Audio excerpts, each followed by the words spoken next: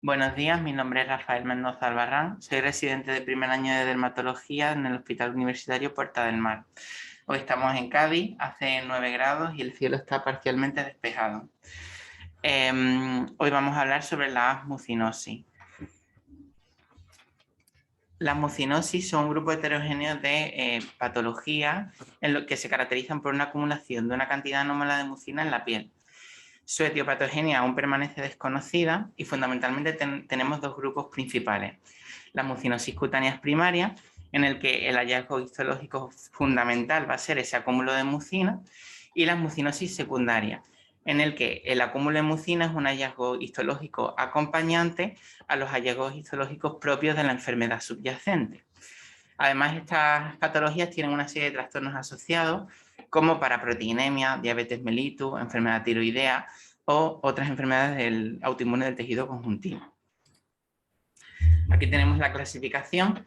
Las mucinosis cutáneas primarias se subclasifican a su vez en mucinosis degenerativas inflamatorias, foliculares y las mucinosis amartomatosas neoplásicas. Y las mucinosis secundarias, que son aquellas que hemos dicho en el que el acúmulo de mucina es un hallazgo histológico acompañante, pues se subdividen en mucinosis epiteliales, como el carcinoma vasocelular, las mucinosis dérmicas, como el granuloma anular o el lupus eritematoso, y las mucinosis foliculares, como los linfomas cutáneos T, sobre todo la micosis fungoide. Y ahora vamos a hablar fundamentalmente de las mucinosis primarias, que es de lo que va a tratar esta sesión clínica. Empezamos con las mucinosis degenerativas inflamatorias. El escleromixedema es una patología infrecuente que afecta a ambos sexos por igual, cuya etiopatogenia aún permanece desconocida, pero sí que es verdad que se ha visto que casi todos se asocian a una gammapatía monoclonal. Sin embargo, la paraproteinemia de esta gammapatía monoclonal no se ha correlacionado ni con la extensión ni con la progresión de la enfermedad. Distintos estudios además señalan que podría subyacer a esta enfermedad distintos fenómenos autoinmunes como causa de la misma. Las características clínicas fundamentales serían esta presentación clínica en forma de pápulas duras, céreas, de 2-3 milímetros, con un patrón simétrico, confluente, que además en el dorso de las manos puede dar este patrón lineal y que afecta fundamentalmente a la cabeza y el cuello, a la zona superior del tronco, las manos, los antebrazos y los muslos. Además puede dar fenómenos esclerodermiformes, como estas placas de piel indurada y eritematosa, y que en estadios avanzados pueden resultar en disminución de la movilidad de la boca y en esclerosis. Además, si afecta a la cara, puede dar este pliegue longitudinal o signo de Charpey, que puede dar esta facies leonina, que no es característica, bueno, que es característica, pero que no es específica de esta enfermedad, ya que puede darse en otras enfermedades. Además, como hemos dicho, asocia una gammapatía monoclonal, que casi siempre es causa una paraproteinemia IgG y con cadenas lambda. Y puede presentar manifestaciones sistémicas, ya puedan ser musculares, neurológicas, cardiovasculares, renales o pulmonares. En cuanto a su anatomía patológica, se va a caracterizar por esta intensa fibrosis en forma de haces densos de colágeno, acúmulo de mucina entre los haces de colágeno, que van a separar estos haces de colágeno de la dermis reticular superior y media, y además un aumento de la celularidad en forma de proliferación difusa de fibroblastos. En el diagnóstico diferencial vamos a tener en cuenta fundamentalmente la esclerodermia y otros fenómenos esclerodermiformes. Y lo vamos a diferenciar de la esclerodermia porque en el escleromixedema no va a haber fundamentalmente calcinosis ni tampoco fenómeno de Raynaud. También deberemos distinguirlo de otros fenómenos esclerodermiformes como la fibrosis sistémica nefrogénica por gadolinio y del líquen misedematoso. Más adelante veremos un diagnóstico diferencial más detallado entre el líquen misedematoso y el escleromixedema. En cuanto al tratamiento, de primera línea se tienen las inmunoglobulinas intravenosas que han demostrado mejorar tanto la afectación cutánea como la sistémica, Y también han demostrado beneficios la talidomida, la lenalidomida, como sin corticoides, como tratamientos de segunda línea. Y ya de tercera línea tendríamos el trasplante de progenitores hematopoyéticos de tipo autólogo. El líquen misedematoso es una patología que se va a caracterizar también por la presencia de pápulas pequeñas, duras y serias, pero en este caso no vamos a tener afectación sistémica, no va a haber esclerosis y tampoco paraproteinemia. Hay distintas variantes localizadas, como la papular localizada, la mucinosis papular acra persistente, la mucinosis cutánea de la infancia. Estas tres las vamos a ver en detalle. También existe el líquen misedematoso nodular, el asociado a VIH, que afecta fundamentalmente a hombres que tienen relaciones con hombres y a usuarios de drogas por vía parenteral. Los asociados a síndromes tóxicos, como por ejemplo el síndrome de eosinofilia mialgia asociado a triptófano o el síndrome del aceite tóxico, y otros casos que se han visto asociados a la infección crónica por virus de la hepatitis C. En cuanto al líquen misedematoso papular localizado, pues se va a caracterizar por estas pápulas duras de 2,5 milímetros que afectan fundamentalmente al tronco y las extremidades de forma simétrica. No se va a resolver espontáneamente y, como hemos dicho, no se va a acompañar de esclerosis ni tampoco de afectación sistémica. La mucinosis papular acra persistente va a afectar fundamentalmente al dorso de las manos en forma de múltiples pápulas de color marfil o de color piel y va a tener un claro predominio femenino con una proporción de hasta 3:1. La mucinosis papular de la infancia se va a caracterizar por esas pápulas duras opalescentes que afectan fundamentalmente al cuello, a los brazos y el tronco y tampoco van a tener resolución espontánea. Y como se trata de líquen misedematoso, forma localizada, tampoco se va a acompañar de afectación sistémica. En cuanto a su anatomía patológica, fundamentalmente se va a caracterizar por el acúmulo de mucina entre los haces de colágeno. En este caso, la fibrosis no va a ser tan intensa como en el escleromixedema y además incluso puede faltar. Y en cuanto a la celularidad, la proliferación de fibroblastos va a ser menos intensa y de forma variable. En cuanto al diagnóstico diferencial, aquí tenemos un diagnóstico diferencial más detallado entre el escleromixedema y el líquen misedematoso. En el escleromixedema hemos dicho que va a tener esa erupción papulosa generalizada y va a tener características esclerodermiformes que van a estar ausentes en el líquen misedematoso, y que va a tener pues esa erupción de pápulas o nódulos y a veces placas debido a la confluencia de las pápulas. En el escleromixedema se va a dar la triada microscópica de proliferación de fibroblastos, depósito de mucina y fibrosis, mientras que en el líquen misedematoso vamos a tener proliferación variable de fibroblastos, no va a ser tan intensa como en el escleromixedema. También vamos a tener el depósito de mucina, pero no vamos a encontrar tanta fibrosis, incluso puede estar ausente. Sabemos que en el escleromixedema casi siempre se acompaña de una gamapatía monoclonal, mientras que esta está ausente en el líquen misedematoso. Y en ambas enfermedades está ausente los trastornos tiroideos. En cuanto al tratamiento, no existe tratamiento específico. Fundamentalmente se tiene una conducta expectante, aunque pueden ser beneficiosos los corticoides tópicos, el pimecrólimo, el tacrólimo. Y hay estudios que han tenido una buena respuesta a isotretinoína oral. Posteriormente tenemos las mucinosis cutáneas con resolución espontánea. Son una serie de patologías que también se caracterizan por el depósito de mucina, pero que se van a resolver espontáneamente en una media de 1 o 8 meses. Hay dos tipos o dos presentaciones clínicas fundamentales. La primera es en forma de erupción de múltiples pápulas y la segunda es como la que tenemos en la imagen, con nódulos subcutáneos, mucinosos, periarticulares y fundamentalmente también en cara, que se pueden acompañar de este edema periorbitario. Y también pueden acompañarse de síntomas sistémicos como las artralgias, la fiebre y las mialgias.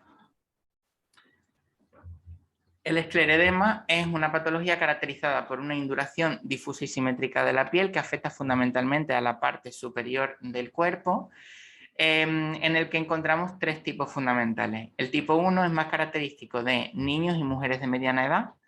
Se va a estar precedido por un cuadro de malestar general, fiebre y además una infección estreptocócica de la vía aérea superior e inferior. Y va a tener una resolución espontánea, por tanto, va a tener buen pronóstico. En el tipo 2 tiene una presentación clínica prácticamente igual que la del tipo 1, no obstante es de comienzo más sutil y en este caso va a ser persistente y además se encuentra muy asociado a gamapatía monoclonal. Y en el tipo 3 es más frecuente en hombres, está asociado a la diabetes mellitus tipo 1 y también va a ser persistente. En cuanto a la anatomía patológica, vamos a ver haces de colágeno muy denso con mucina depositada entre las haces de colágeno. En este caso vemos las propiedades tintoriales de la mucina, que se tiñe con hierro coloidal o azul alfiano. Y en este caso no va a haber gran proliferación ni gran celularidad en la muestra y además vamos a tener un descenso de las fibras elásticas. En cuanto al diagnóstico diferencial y tratamiento, vamos a tener fundamentalmente en cuenta el diagnóstico diferencial con la esclerodermia. Lo diferenciamos en el que, porque en el escleroderma va a estar ausente el fenómeno de Raynaud y la calcinosis. Y también tendremos que diferenciar lo del escleromixedema y la diferencia, aparte de la presentación clínica, que en el escleromixedema pues, es característica esa erupción papulosa, simétrica y alineada, mientras que en el esclerodema es esa induración de la piel. En la muestra histológica, en el escleromixedema veremos aumento de la proliferación, mientras en el que el esclerodema pues no vemos tanta proliferación. En cuanto al tratamiento, no existe tratamiento específico. Como primera línea se ha propuesto la fototerapia UVA1 y PUVA, el bortezomib, que es un fármaco que se usa en el mieloma múltiple y se han obtenido resultados también beneficiosos, aunque variables, con corticoides, inmunosupresores, inmunoglobulinas intravenosas, radioterapia, fotoaféresis extracorpórea, etc. Ahora vamos a pasar a las mucinosis primarias relacionadas con trastornos de la función tiroidea, como es el caso del misedema pretibial. Se caracteriza por una induración cutánea debida al depósito de mucina que causa esta piel de naranja. Se asocia a una hiperfunción del tiroides, en concreto muy característico de la enfermedad de Graves-Basedow, afectando hasta el 1 o 5% de estos pacientes y hasta el 25% de los que tienen esostalmo. Es más frecuente en mujeres. Se va a caracterizar por nódulos, placas, induradas, céreas y eritematosas que pueden ser dolorosos o pruriginosos y causan, como hemos dicho, esa piel de naranja. En la anatomía patológica, pues veremos ese acúmulo de mucina entre las haces de colágeno de la dermis reticular media y superior. También vemos infiltrado inflamatorio linfocítico perivascular. Vamos a tener una zona Grenz de respeto en la unión dermoepidérmica y también vamos a tener reducción de las fibras elásticas. En cuanto al diagnóstico diferencial, habrá que realizarlo con el líquen simple crónico, el líquen plano hipertrófico, el linfoedema, el lipedema y la mucinosis linfoadenomatosa por obesidad. En cuanto al tratamiento, tenemos de primera línea corticoides intralesionales o bien tópicos con vendajes oclusivos para aumentar la penetrancia del corticoide, inmunoglobulinas intravenosas, rituximab, plasmaféresis, ostreótido en las formas más avanzadas y lo que sí es fundamental el control de los factores agravantes como la obesidad y el tabaco. Y en el mixedema generalizado tenemos el espectro contrario, se caracteriza o se produce por una falta cuantitativa o funcional de hormona tiroidea. En un principio pues, se va a manifestar en forma de lentitud física y mental, hinchazón de la nariz, los labios, la lengua, los párpados, también estreñimiento, la piel se vuelve fría, frágil, seca y el habla se vuelve tosca, rosca, pastosa y además puede causar alopecia bien difusa o bien también en el tercio externo de las cejas dando el característico signo de Hertogen. Además, histológicamente se va a caracterizar por infiltrados de mucina generalizada que no solo abarca la dermis, sino va a llegar también hasta la grasa subcutánea. Y es un trastorno potencialmente mortal, por lo que deberemos instaurar rápidamente un tratamiento con hormona tiroidea. También tenemos la mucinosis eritematosa reticular, caracterizada por estas pápulas o placas eritematosas que se van a dar fundamentalmente en la línea media del tórax y de la espalda, que tienen un patrón reticulado o anular, que van a afectar fundamentalmente a mujeres de mediana edad y tiene relación con el sol, el calor y el sudor. En cuanto a su anatomía patológica, se va a caracterizar por un intenso infiltrado inflamatorio, que puede ser también perivascular, acúmulo de mucina entre los haces de colágeno y característicamente se va a respetar también la unión dermoepidérmica con inmunofluorescencia directa negativa. Y esto va a ser muy importante para el diagnóstico diferencial, porque deberemos hacerlo con el lupus eritematoso. Y es que fundamentalmente lo distinguen histológicamente dos cosas. Y es que en el lupus eritematoso la epidermis no está respetada, sino que está afectada, mientras que en la mucinosis eritematosa reticular está respetada. Y en el lupus eritematoso vamos a tener en la unión dermoepidérmica la famosa banda lúpica, que es acúmulo de inmunoglobulinas y complemento. Y también vamos a tener que hacer el diagnóstico diferencial con el lupus túmido, aunque este es todavía más difícil, ya que muchos autores de hecho consideran a la mucinosis eritematosa reticular y al lupus túmido como dos variantes de una misma enfermedad y en un espectro continuo con el lupus eritematoso cutáneo. En cuanto al tratamiento, fundamentalmente se van a dar antipalúdicos como la hidroxicloroquina, que consiguen la resolución de las lesiones hasta en 4 o 8 semanas. Y va a tener también un papel paradójico la fototerapia. Y digo paradójico porque la luz solar en esta patología parece que tiene un papel agravante o desencadenante, pero sin embargo se ha demostrado beneficiosa la fototerapia con UVA1 o UVB. La mucinosis cutánea focal es este trastorno en forma de una pápula o nódulo del color de la piel que va a ser completamente asintomático y que puede tener como desencadenante un traumatismo.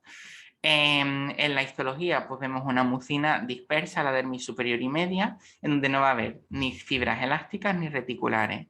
Y se puede tratar de forma quirúrgica con excisión y su recidiva es infrecuente tras la cirugía. Posteriormente pasamos a las mucinosis foliculares primarias. Antes de ver las mucinosis foliculares primarias, hay que destacar que la mucinosis folicular, es decir, el acúmulo de mucina en estructuras epiteliales como son los folículos pilosos, fundamentalmente es un fenómeno, un epifenómeno histológico que acompaña a los linfomas cutáneos, como por ejemplo en la micosis fungoide. No obstante, sí que hay mucinosis foliculares primarias en los que se produce también este acúmulo de mucina en estructuras epiteliales, pero son benignas y no tienen relación con estos linfomas cutáneos, como puede ser la mucinosis folicular de Pincus y la mucinosis folicular urticarial. En cuanto a la mucinosis folicular de Pincus, se caracteriza por esas pápulas foliculares que se agrupan en esas placas rosadas y que va a afectar fundamentalmente a la cara y el cuero cabelludo. Y en el cuero cabelludo, cuando se afecta, produce alopecia. En cuanto a la anatomía patológica, pues vamos a tener acúmulos de mucina en los folículos pilosos y además cuando en estadios avanzados llegan a ser auténticos quistes de mucina. Como vemos, estos acúmulos de mucina va a causar la disrupción del epitelio y por tanto la separación de los queratinocitos, y también vemos un intenso infiltrado inflamatorio tanto intrafolicular como perifolicular.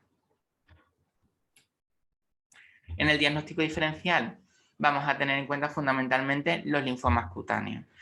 Y es de tener en cuenta que en la histología, en los linfomas cutáneos vamos a ver epidermotropismo, es decir, células atípicas que se han extravasado a la epidermis, cosa que va a estar ausente en la mucinosis foliculares primarias. Además, si el trastorno afecta más bien a gente joven, a niños y tiene resolución espontánea, va a ir más a favor del diagnóstico de una mucinosis folicular primaria. mientras que en el resto de los casos va a ir más a favor hacia un linfoma cutáneo.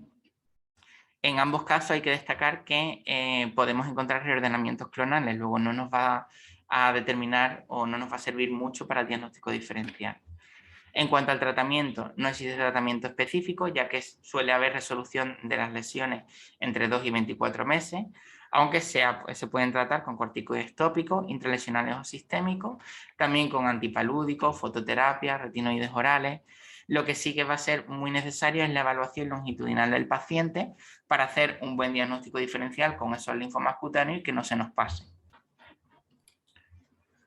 También tenemos la mucinosis folicular urticarial, que va a formar esas placas o pápulas urticariales muy pruriginosas que va a afectar fundamentalmente a la cabeza y el cuello y que no van a estar acompañadas de alopecia. La luz solar se ha mostrado beneficiosa en esta patología, que se puede tratar con antipalúdicos y dapsona. Y por último tenemos la mucinosis primaria amartomatosas neoplásicas, de las que tenemos fundamentalmente dos exponentes, el nevomucinoso y el angiomixoma superficial. El nevomucinoso es un amartoma que puede ser congénito o adquirido, que se caracteriza por una placa con patrón nevoide lineal y con depósito de mucina difuso, fundamentalmente en la dermis superior, en donde no vamos a encontrar ni fibras de colágeno ni fibras elásticas. Y el angiomixoma superficial va a ser una neoplasia benigna adquirida que va a formar un nódulo de unos 5 centímetros y que si son múltiples habrá que pensar en el complejo de Carney. El complejo de Carney está caracterizado por múltiples léntigos solares, múltiples nevos azules, mixomas cutáneos, también mixoma cardíaco y múltiples enfermedades endocrinas. Y muchas gracias.